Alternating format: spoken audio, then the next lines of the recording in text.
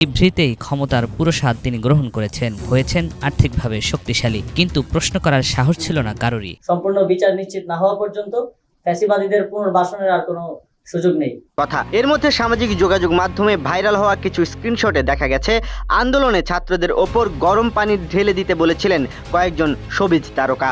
Doctor ইউনূসকে সিদ্ধান্ত নিতে হবে সোজাভাবে যে ভাই আমি আসছি বুড়া বয়সে, আমি এখানে 5 বছর থাকবো, দুনিয়া উল্টে গেলে আমাকে মেরে ফেলো কিন্তু আমি যাবো না। আগে নরেন্দ্র মোদীকে পদত্যাগ করতে বলুন, নরেন্দ্র মোদীর পদত্যাগ চাই, তার কারণ সারা দেশে উনি জাতীয় লজ্জা। হঠাৎ করে দোকানের সামনে এসে থামে একটি প্রাডো গাড়ি, যে গাড়ির দরজা খুলে নেমে আসে এক মধ্যবয়সী নারী, সাথে ছিল ভারত সীমান্তের এক হুন্ডি ব্যবসায়ী। ও সাবেক নৌ পরিবহন মন্ত্রী শাহজাহান খানকে গ্রেপ্তার করেছে ঢাকা মহানগর গোয়েন্দা পুলিশ। মৌলভীবাজারে বিএসএফের গুলিতে কিশোরী নিহতের ঘটনায় ভারত সরকারের কাছে আনুষ্ঠানিক প্রতিবাদ জানিয়েছে বাংলাদেশ। হাসান মাহমুদ দেশে না বিদেশে এ নিয়ে চলছে নানা আলোচনা, তবে তিনি এখন সপরিবারে বেলজিয়ামে অবস্থান করছেন বলে নিশ্চিত হয়েছেন। এই সরকারের প্রতি আমাদের উদাত্ত আহ্বান, একটা অন্তর্বর্তীকালীন সরকার, সরকারের হাত অনেক লম্বা। এই ধরনের উদ্ভট অপদার্থ অযোগ্য উপদেষ্টা দিয়ে আমরা কি করব? এরাই একসময় অন্তর্বর্তীকালীন সরকারকে ডুবাবে। নির্বাচনী ব্যবস্থাকে প্রাতিষ্ঠানিক রূপ দেওয়া দরকার, এজন্য নির্বাচন কমিশন আইনেরও সংশোধনী প্রয়োজন। পুরো দেশকে মামলা দিয়ে জেলখানা বানিয়ে ফেলেছিল শেখ হাসিনা, অসংখ্য মানুষকে করেছেন গুম। গাজীপুরে জাতীয়তাবাদী শ্রমিক দলের মত বিনিময় সভায় এসব কথা বলেন বক্তারা। আমরা প্রোটেকশন দিয়েছি পুলিশকে, পুলিশ ভাইদেরকে, আমাদের একটু ধাতস্থ হতে সময় দেন, আমরা একটু নিজের পায়ে দাঁড়াই, একটু সময় দেন। খোদ সংসদ সদস্য হয়ে ভুয়া রোগী সাজিয়ে আত্মসাৎ করেছে লক্ষ লক্ষ টাকা। এমপি হয়েও নিজ নামে ঠিকাদারি করে আত্মসাৎ করেছেন কোটি টাকা। ঠিক তখন ঘরের এক কোণে বসে দিন কাটছে 25 বছর বয়সী মাদ্রাসা শিক্ষার্থী জুনায়েদের। গেল 5 আগস্ট পুলিশের গুলিতে চিরতরে এক পা হারিয়ে ফেলেন এবং তাদের দোষরকে পুনর্বাসনের চেষ্টা করা হলে তাদের বিরুদ্ধে কঠোর ব্যবস্থা নেওয়া হবে। পুরনো যেই সন্ত্রাস এবং চাঁদাবাজের রাজনীতি সেটা পরিত্যাগ করতে পারবে না, তারা বাংলাদেশ থেকে তাদেরকে হারিয়ে যেতে হবে। রংপুর নগরীতে একটি পুকুরে তল্লাশি চালিয়ে লকার ও কালো কাগজের একটি বান্ডিল উদ্ধার করেছে যৌথ বাহিনী। আজকের আয়োজনে আরো জানবেন বাংলাদেশের পরিস্থিতি বিশ্লেষণ করতে বললেন ভারতের প্রতিরক্ষা মন্ত্রী। এদিকে এবার সাবেক মন্ত্রী শাহজাহান খান গ্রেপ্তার। কবরস্থানে মিলল সাবেক এমপি একরামের অস্ত্র। ভূমিহীন শাহরিয়ার আলম কয়েক হাজার কোটি টাকার মালিক। এদিকে বেক্সিম কর 18,000 কোটি টাকা ঋণ খেলাপি জনতা ব্যাংকে। হঠাৎ ঢাকায় এসেছেন কোকর স্ত্রী শর্মিলা রহমান, রহস্য কি? সর্বশেষে জানবেন গণতন্ত্র ধ্বংসের জন্য ইসি দায়ী, বললেন রিজভী। এতক্ষণ শুনছিলেন সংবাদ শিরোনাম, এবার জানাবো বিস্তারিত।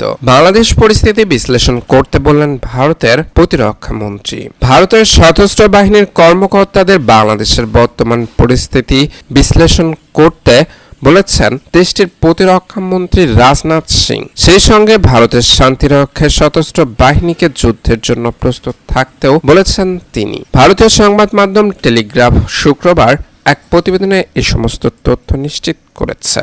বৃহস্পতিবার লখনৌতে জয়েন্ট কমান্ডার্স কনফারেন্সে দেওয়া ভাষণে রাজনাথ সিং বলেন, বাংলাদেশ, চীন সহ অন্যান্য প্রতিবেশী দেশগুলোর পরিস্থিতি বিশ্লেষণ করুন। সেই সঙ্গে ভবিষ্যতে ভারত কি ধরনের সমস্যায় পড়তে পারে তার একটা ধারণা নিয়েও অপ্রত্যাশিত যে কোনো কিছু মোকাবেলায় প্রস্তুত থাকুন।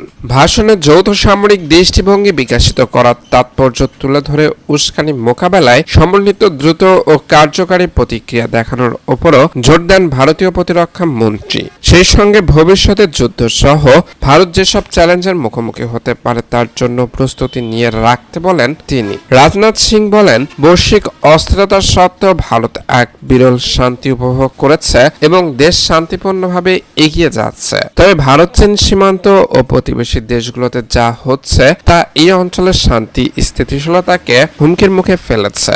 তাই ক্রমবর্ধমান চ্যালেঞ্জগুলো সম্পর্কে অবশ্যই সতর্ক থাকতে হবে। তিনি আরো বলেন, আমাদের বর্তমান পরিস্থিতির উপর গুরুত্ব দিতে হবে। এই মুহূর্তে আমাদের চারপাশে যা যা ঘটছে সেগুলোর উপর নজর রাখতে হবে। পাশাপাশি দেশের জাতীয় নিরাপত্তা আরো শক্তিশালী করতে হবে। এদিকে সাবেক মন্ত্রী শাহজাহান খান গ্রেপ্তার। আওয়ামী লীগের সভাপতি মণ্ডলীর সদস্য সাবেক মন্ত্রী শাহজাহান খানকে গ্রেপ্তার করেছে ঢাকা মহানগর গোয়েন্দা পুলিশ ডিবি। বৃহস্পতিবার দিনগত রাতে রাজধানী থেকে তাকে গ্রেপ্তার করা হয়েছে বলে ডিবির একটি সূত্র নিশ্চিত করেছে। শাহজাহান খান মাদারীপুরের 2 আসন থেকে টানা 8 বার সংসদ সদস্য নির্বাচিত হন। শাহজাহান খান বাংলাদেশ শ্রমিক ফেডারেশনের কার্যকারী সভাপতি। তিনি 1986 সালে প্রথমবারের মতো স্বতন্ত্র প্রার্থী হিসেবে মাদারীপুর 2 আসন থেকে জাতীয় সংসদ সদস্য নির্বাচিত হন।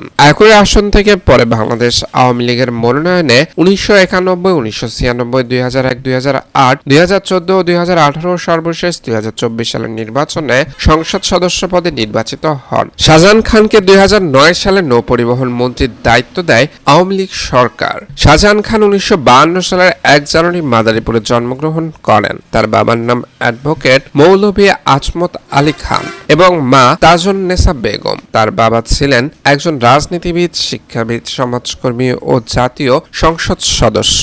শাহজাহান খান বিভিন্ন সময় তার বক্তব্য ও অবস্থানের কারণে সমালোচনার মুখোমুখি হয়েছেন, যদিও বিতর্কের মুখে পড়ে তা প্রত্যাখ্যান করে। এছাড়া 2016 সালে পরিবহন খাতে অনিয়মের জন্য তাকে অভিযুক্ত করে অপসারণ দাবিও করা হয়েছে। এদিকে কবরস্থানে মিলল সাবেক এমপি একরামের অস্ত্র। নোয়াখালী 4 সদর ও সুবর্ণচর আসনের সাবেক সংসদ সদস্য একরামুল করিম চৌধুরীর লাইসেন্স করা একটি শটগান ও 12 রাউন্ড কাতুজ পরিত্যক্ত অবস্থায় উদ্ধার করেছে যৌথ বাহিনী। বৃহস্পতিবার রাত 9টার দিকে কবিরহাট উপজেলার সুন্দরপুর ইউনিয়নের 7 নম্বর ওয়ার্ডে একরাম চৌধুরী বাড়ির পাশে কবরস্থান থেকে ওই অস্ত্র উদ্ধার করা হয়। নোয়াখালীর অতিরিক্ত পুলিশ সুপার মোহাম্মদ ইব্রাহিম বিষয়টি জাগো নিউজকে নিশ্চিত করেছেন। তিনি বলেন, গোপন সংবাদের ভিত্তিতে কবিরহাট থানা পুলিশ, সেনাবাহিনী ও র্যাব অভিযান চালিয়ে এই অস্ত্র উদ্ধার করে। মোহাম্মদ ইব্রাহিম বলেন, অস্ত্রটি একরাম চৌধুরীর বাড়ির উত্তর পশ্চিম পাশের কবরস্থানে সাদা প্লাস্টিকের বস্তায় মোড়ানো ছিল। পরে তথ্য দিয়ে জানা গেছে এটা সাবেক সংসদ সদস্য একরামুল করিম চৌধুরীর নামে লাইসেন্স করা ছিল। এই ব্যাপারে আইনগত ব্যবস্থাও নেওয়া হচ্ছে। এদিকে ভূমিহীন শাহরিয়ার আলম কয়েক হাজার কোটি টাকার মালিক। শাহরিয়ার আলম আওয়ামী লীগে যোগ দিয়ে 2008 সালে রাজশাহী 6 আসন থেকে প্রথমবার সংসদ সদস্য হন। 2014 সালে পররাষ্ট্র প্রতিমন্ত্রী হিসেবে মন্ত্রিসভায় স্থান করে নেন তিনি। 2018 সালে একই পোর্টফোলিও ধরে রাখতেও সক্ষম হন। গত 7 জানুয়ারি নির্বাচনে চতুর্থবারের মতো সংসদ সদস্য নির্বাচিত হন। আওয়ামী শাসন আমলে এই নেতার সম্পদের পাহাড় গড়ার একটি চিত্র উঠে এসেছে দৈনিক সমকালের সম্পদে টইটুম্ব শাহরিয়ার সঙ্গে দারাপুত্র পরিবার নামক একটি প্রতিবেদনে। প্রতিবেদনটিতে তুলে ধরা হয়েছে রাজশাহীর North Bengal agro farms limited নামে একটি কৃষি খামারের মালিক শাহরিয়ার আলম। এছাড়া 2022 সালে রাজশাহীর গোদাগাড়ী উপজেলার গোগ্রাম ইউনিয়নের বসন্তপুর মোড়ের পাশে একই প্লটে 40 বিঘা জমি কিনেছেন। জমির মালিক ছিলেন বাঘা উপজেলার বাঘা পেট্রোল পাম্পের মালিক গোলাম মোস্তফা। তার অভিযোগ, জমির মূল্য পরিশোধ না করে শাহরিয়ার আলম প্রতারণার মাধ্যমে দখল করে নিয়েছেন। প্রতিবেদনে আরো বলা হয়, শুধু এটি নয়, আওয়ামী লীগের সরকারের এমপি ও প্রতিমন্ত্রী হয়েও সম্পদের টইটম্বর হয়ে ওঠেন শাহরিয়ার আলম। নিজের জমা দেওয়া হিসাব অনুযায়ী তিনি ছিলেন ভূমিহীন, অর্থাৎ তার কোনো স্থাবর সম্পত্তি ছিল না। কিন্তু 15 বছরে তিনি কয়েক হাজার কোটি টাকার মালিক হয়েছেন। রাশিয়া, ব্রাজিল ও চীনে খুলেছেন নিজস্ব ব্যবসা প্রতিষ্ঠান, গড়েছেন 8টি পোশাক কারখানা, নিয়েছেন নিজের রেনেসা গ্রুপের নামে দুরন্ত টেলিভিশন, রাজশাহীতে করেছেন বেসরকারি মেডিকেল কলেজ। পাশাপাশি ঢাকার গুলশানে নিজের নামে 2টি প্লট, পুত্রের নামে 1টি এবং স্ত্রীর নামে নিয়েছেন 3600 বর্গ ফুটের রাজকীয় ফ্ল্যাট। নিজের নামে কৃষি ও অকৃষি জমি দেখিয়েছেন 51 বিঘা। অথচ 2008 সালের নির্বাচনের আগে জমা দেওয়া হলফনামার তথ্য মতে তখন শাহরিয়ার আলমের স্থবর কোনো সম্পদ ছিল না। তার বাবা মোহাম্মদ শামসুল ছিলেন রেলের কর্মচারী। এদিকে বেক্সিমকো 18,000 কোটি টাকা ঋণ খেলাপি জনতা ব্যাংকে। দীর্ঘদিন ধরে রাজনৈতিক প্রভাব খাটিয়ে খেলাপি ঋণের বাইরে ছিলেন বেক্সিমকো গ্রুপের কর্ণধার সালমান এফ রহমান। অবশেষে প্রকাশ হলো তার বড় অঙ্কের খেলাপি ঋণের হিসাব, যা এই প্রথমবারের মতো খেলাপি ঋণ খেলাপির তালিকাভুক্ত করা হলো। শুধু জনতা ব্যাংকের এক শাখা থেকে ঋণের নামে প্রায় 27,000 কোটি টাকা বের করেছেন সাবেক প্রধানমন্ত্রী শেখ হাসিনার বেসরকারি শিল্প ও বাণিজ্য বিষয়ক উপদেষ্টা সালমান এফ রহমান, যা ওই শাখার মোট ঋণের 65%।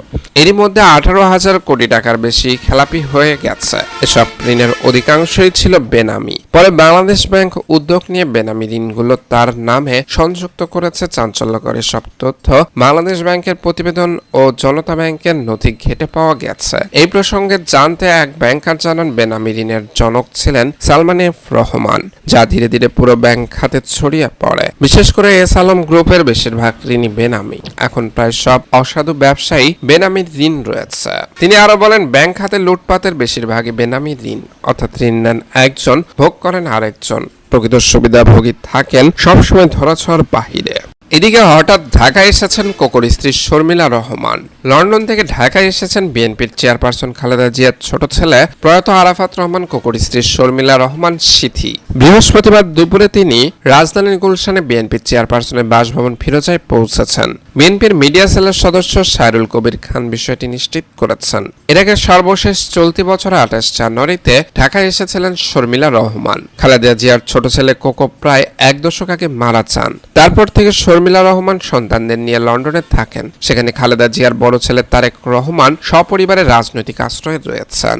এদিকে গণতন্ত্র ধ্বংসের জন্য ইসি দায়ী বললেন ডিসি। দেশের গণতন্ত্র ধ্বংসের জন্য দায়ীদের মধ্যে নির্বাচন কমিশন অর্থাৎ ইসি অন্যতম বলে মন্তব্য করেছেন বিএনপির সিনিয়র যুগ্ম মহাসচিব রুহুল কবির রিজভী। তিনি বলেন, সাংবিধানিক ব্যবস্থা লঙ্ঘনের জন্য যারা দায়ী তাদের বিচারের দাবি জানাচ্ছি, তাদের আইনের কাঠগড়ায় দাঁড় করানোর উচিত। এতক্ষণ আমাদের সাথে থাকার জন্য ধন্যবাদ। পরবর্তী এমন আপডেট পেতে আমাদের চ্যানেলটি সাবস্ক্রাইব করে পাশে থাকা বেল আইকনে ক্লিক করে রাখতে ভুলবেন না।